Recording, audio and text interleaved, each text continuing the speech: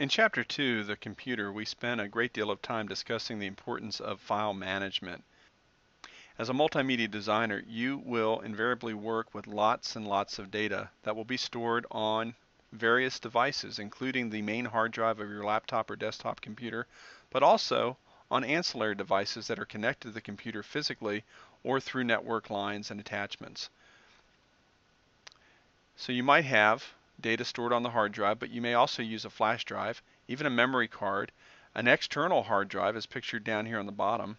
Remember, hard drives can be connected externally to your computer via FireWire cable or USB, or network attached storage drives in the cloud or as a part of your corporate environment which you connect to via a LAN. All of these drives work pretty much the same way. You're allowed to store files in folders and subfolders on the computer. Creating folders and creating subfolders is a logical way of organizing the files on your physical drives. Whatever your system, you need to come up with one that works for you and that makes sense. The most important folder you will have for any given project is the parent folder or the master project folder associated with it.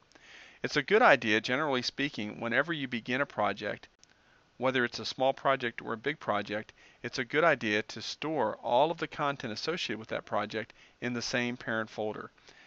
To illustrate this, I'm going to jump over to the Finder. The file system browser in Mac OS X is called the browser. On a Windows machine, it's called Windows Explorer. They're basically the same. It's a user interface designed to allow you to see the connected drives that are attached to your computer and to see the files and the folders and the subfolders stored on those drives. It allows you easy access to open files, to move them around, to copy them, or perhaps to even search, which we'll cover in the next tutorial, for the location of a file that may have gone missing. How you name your files and how you keep them organized will have a great impact on how productive you are and how efficient your workflows are as you navigate through the process of multimedia design. This folder, called Gallery_Project, was created when I was prompted by SimpleViewer to target an output folder for the project. SimpleViewer needed an output folder because in the process of creating the photo gallery, it created a number of files and a number of folders that were part of the gallery structure, and all of this content needed to be stored in a master project folder. If we look down now, we can see the contents of this folder, and to open up the photo gallery, I'm going to look for this document here called index.html and double click on it. Doing so opens up the Safari browser and executes the photo gallery, and I can navigate through each of the images in this photo gallery simply by clicking on the thumbnails or using my arrow keys.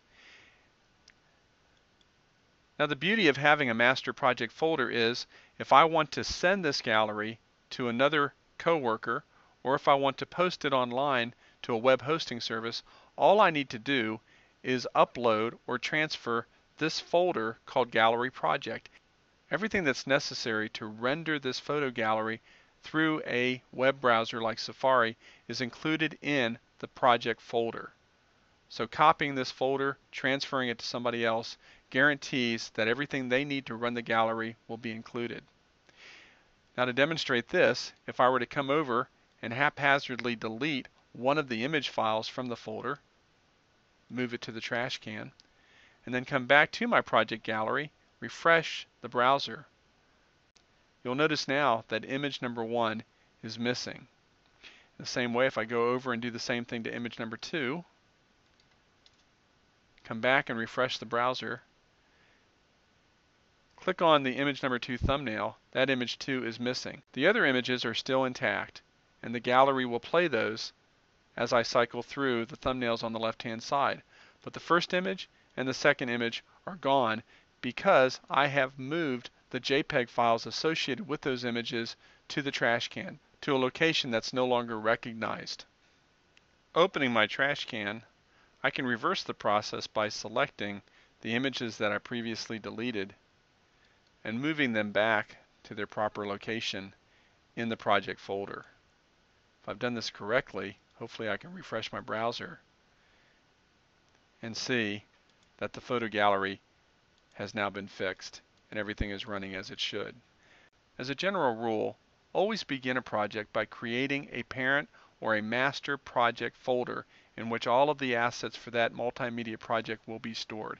Doing so will save you a great deal of heartache, as you will always know where to go to look for any assets associated with a project that you may be working on.